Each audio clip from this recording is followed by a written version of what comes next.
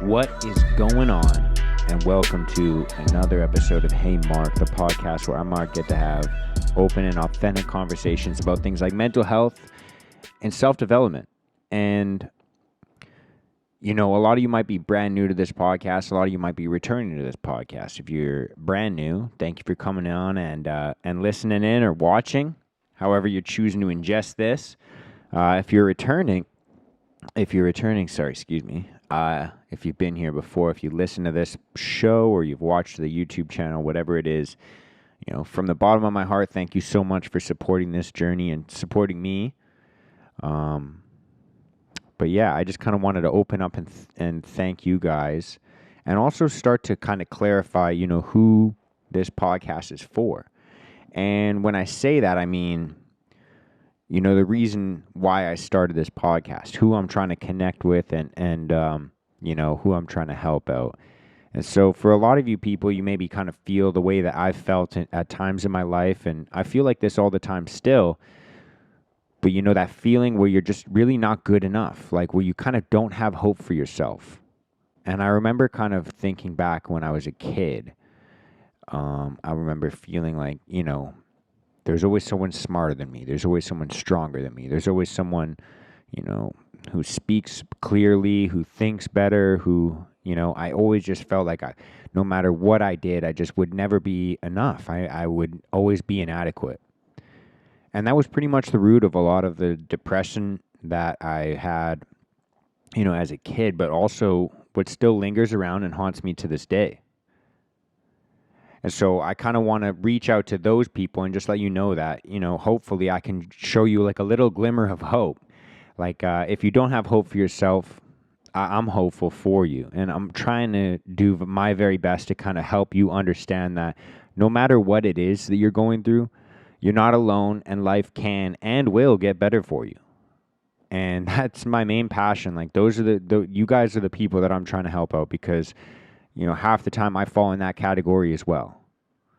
And it's okay. It's okay to kind of be like that. It's okay to feel like that. And I just think that kind of encompasses a little bit better than like what I'm trying to do, a little bit better than my old intro. And maybe I'll try and find a more efficient way to come across with that. But I just want to let you guys know that that's kind of who I'm trying to reach. You know, that's who.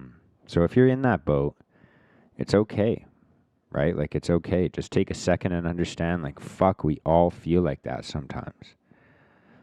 Just that kind of feeling like, that just no matter what, you have to add to yourself or become better. Yeah, it haunts me as well. But I thought I'd just kind of open up. This is going to be a little bit more of a somber episode, because I kind of wanted to just kind of share a little bit of I don't know if I would consider this a story or an experience, but just kind of share a little background information about myself. You know, for anyone that maybe, well, actually, no, for everybody, this might be brand new. But the reason I kind of even started this podcast, like I've been saying, is because I dealt with these things as a kid. I dealt with these things as a teenager. And I've always kind of been very vague about it. And I, you know, have done that for a reason to, you know, to some degree. Because I've kind of had, I guess, struggles with, you know, differentiating between airing out dirty laundry and explaining how you've gotten it a little bit cleaner.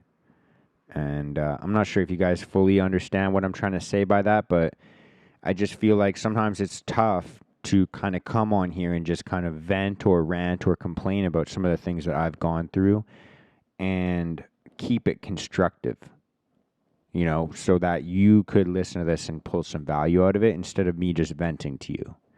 And so it's been rather difficult, because it's kind of like a push-pull between, you know, being vulnerable and being open and being authentic, like I claim to be, but also being constructive and not just kind of dumping all my pain and problems on you.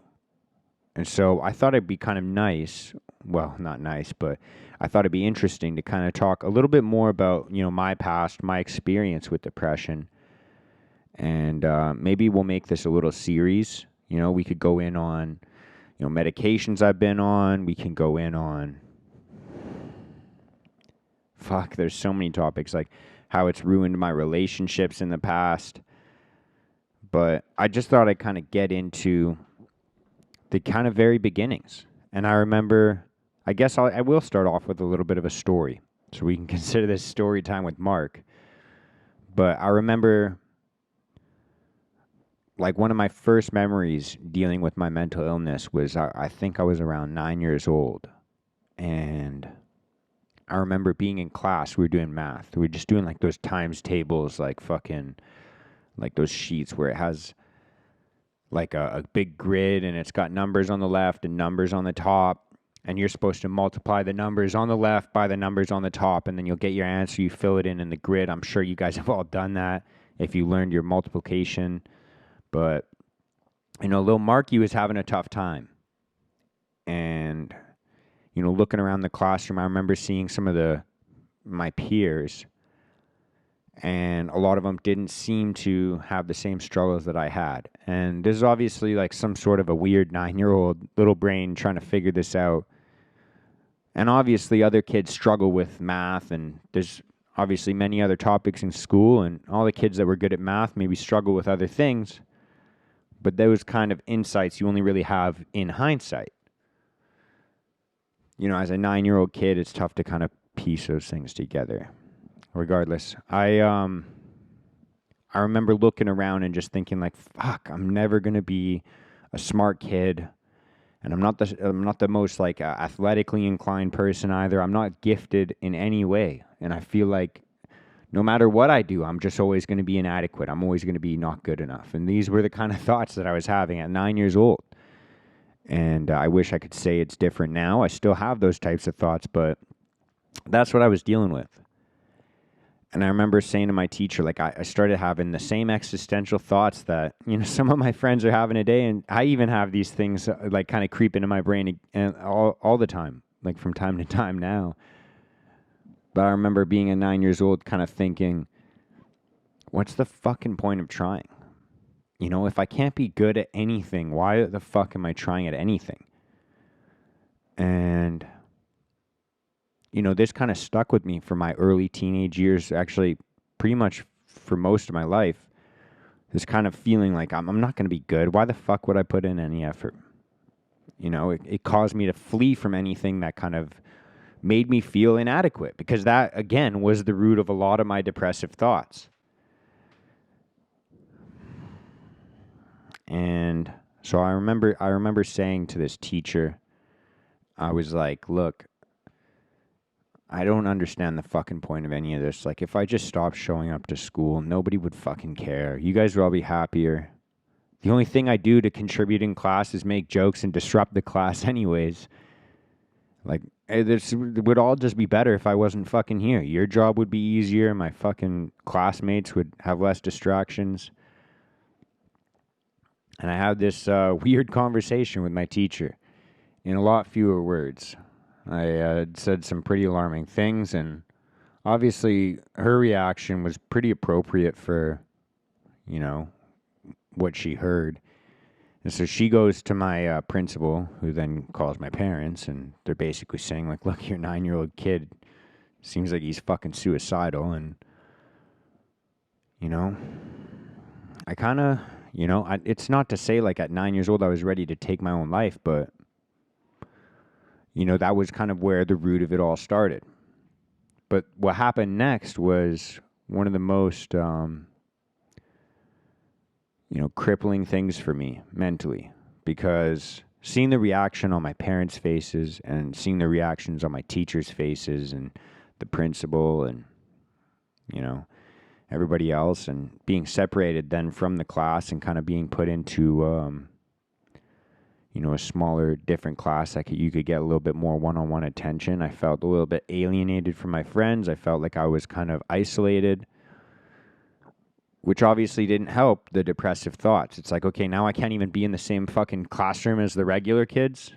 I have to sit with like a teacher's assistant, and again, like kind of piecing, like looking back, it kind of makes a lot more sense. Like, it's like, yeah, you probably needed a little bit more attention because, I just wasn't really understanding a lot of the classroom material, but B, not understanding the classroom material, I couldn't understand why I couldn't understand the classroom material and why I had to kind of sit in another room and why I couldn't be like learning with the quote unquote normal kids. And so first I told my teachers, I said, no, I was just kidding about all that stuff. Like I can learn like the rest of them. Like, please just give me another shot. Like, I just want to be with the normal kids. Like, I just want to fucking feel normal. And so I told them, I was like, hey, I was just kidding. And I tried my very best. I pretty much told them like, hey, you're making me like kind of feel alienated. I feel like a little bit, it's good to vocalize these things, but I was doing it in a very manipulative way at such a young age where it was kind of basically like I was thinking, you know, I better not say anything like that again because they're going to fucking separate me from my friends. And, you know, if I ever feel this way again, if I ever think these kinds of thoughts, I better just keep them to myself because there was just too much turmoil and too many, you know, weird reactions and feelings because I had spoken up. You know, I kind of felt like, again, like, here's another thing I fucked up. Great. And so I thought, yeah, I should just keep those kinds of thoughts to myself and leave that in the fucking, tuck that under the rug, right? Which obviously led to a lot of other problems because, you know, I kind of avoided anything that kind of made me feel inadequate, like I was saying before. And when you avoid all of those things and you just try and put on a smiley face every fucking day, I became like this kind of kid who grew up to a young adult, you know, their whole life basically just thinking like anything that I'm bad at, anything that, you know, I'm not that good at or I don't feel confident doing, I'm either not going to take seriously, I'm not going to try.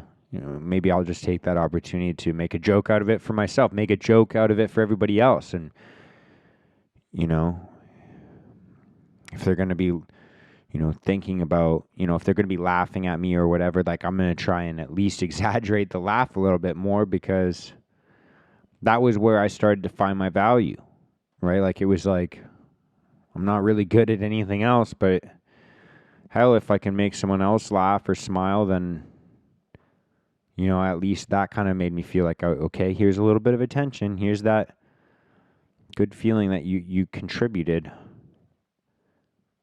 You know, that was kind of where a lot of behavioral patterns kind of started that weren't the best for me. And it ended up breaking me down even further because I pretty much made it concrete in my brain that, you know, you're not ever going to be good at anything. So the best you can do is just laugh with them. You know, that's kind of the way I thought.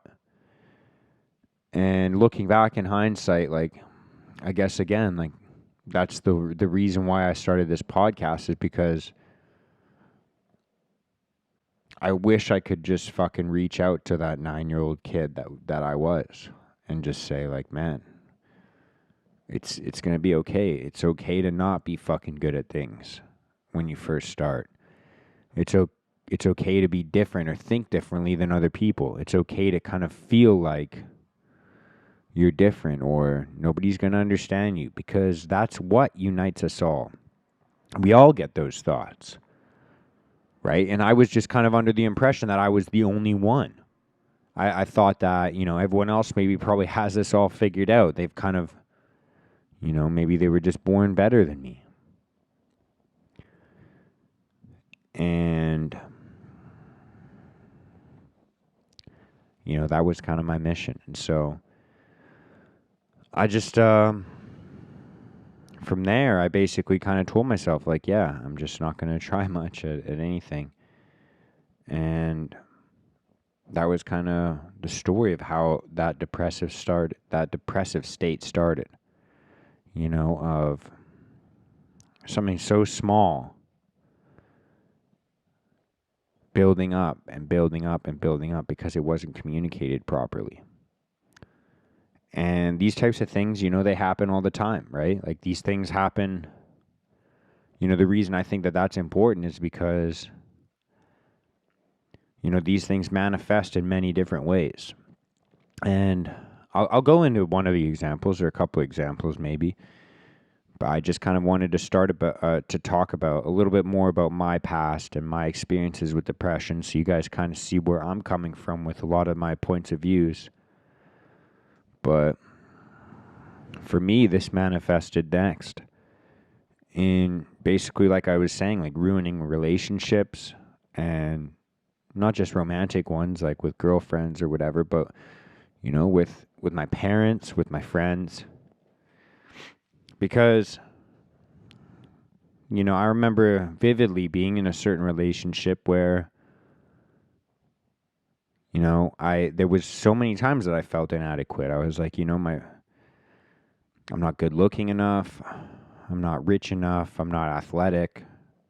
What do I really have? Actually, this is how I felt in a lot of my relationships. Like, it's like, what do I really have that's keeping this person with me? This inadequacy. I feel like a fraud, and it's only a matter of time until they figure out that I'm fucking useless. And so when you have a problem, when you have an issue, you stay quiet about it because you don't want your partner to figure out the fraud that you are. Or like, that's kind of the point of view I was operating from. And slowly and slowly, you kind of try and hide your flaws. You try and hide them more and more. Maybe you start lying about them, or maybe you do what I did, which is just stay quiet about it. You're going to stay quiet about everything that kind of makes you feel uncomfortable. You're not going to vocalize anything in the relationship. And then those things build up and up and up until you start having resentments and you start acting, not like yourself and not like the partner you should be. And I remember so many times I would kind of have these, like, I'd be so fucking self-conscious in every relationship that I was in. And, obviously, if you're not being forthcoming, if you're not being honest about the things that you're feeling or the things going on in your brain, well, by definition, if you're not being honest, then you're not being truthful. It's almost like telling a lie, right? Like Jordan Peterson even says, if you have something to say, silence is a lie. And so, from my partner's perspectives at the time, it's like they could sense, something's not right. Something's, there's not 100% honesty and trust here. Because how could I have loved someone? Like, I didn't even love myself. I didn't trust myself. How could I love and trust someone else? And if I'm not giving them, 100% of my love and 100% of my trust, it's easy to feel that. It's easy to understand that. And then from there, like, why would they be a faithful partner? Why would they want to, stay with someone that's not loving them or being honest with them or having trust? And so that kind of puts a lot of relationships in sticky situations. And if you're the kind of person that I was, and your ego is massively inflated, then you see your partner start acting weird. And then you double down on the weird fucking shit because you can't vocalize that either. You kind of get the picture. It led to a lot of toxic relationships. And for a long time in my life, I kind of, I blamed them. And, I'm not trying, like, obviously they had a role to play in it, but it's like mostly probably my fault. And I'm not saying that to kind of beat up on myself, and I'm not saying that to make you feel guilty if you're in that position right now. But it all stems back from that original. I still remember that day so fucking vividly. It all stems back from that original kind of experience of, I better keep these negative fucking thoughts to myself and not share what's making me fucking hurt this bad. So, like I was saying, I don't want to go on to vent about these things and just to kind of bitch about these kind of experiences and throw it into an echo chamber or anything like that. The reason I wanted to share this experience with you guys and kind of and show how it progresses is because I want you to understand that if you're feeling like this, if you're feeling inadequate, if you have that kind of feeling like, something's not right, I'm not good enough, I don't feel good, I don't feel like I should,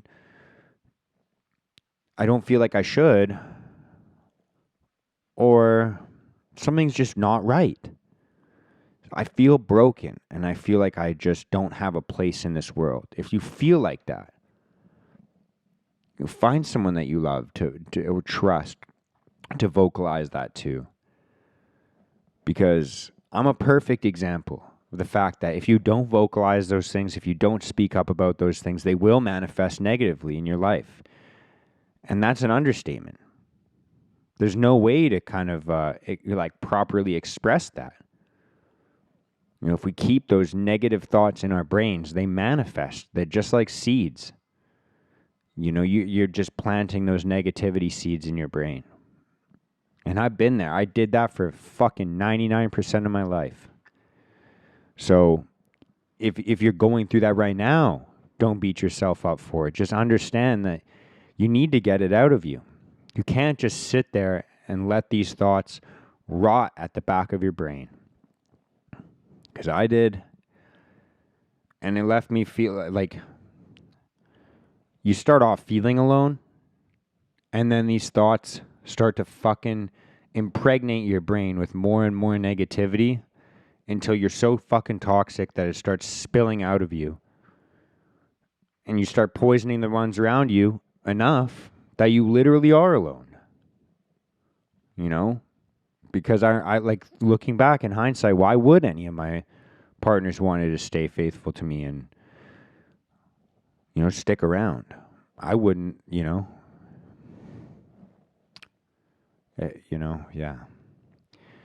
I don't want to just keep beating a dead horse with that topic, but I just kind of, like I said, I wanted to share this experience with you guys, and I wanted to try and pull a little bit of value from it and express to you exactly why I feel like it's important to have these conversations and be able to talk about these things. Because the bigger the stigma around these things, the harder it is to speak up.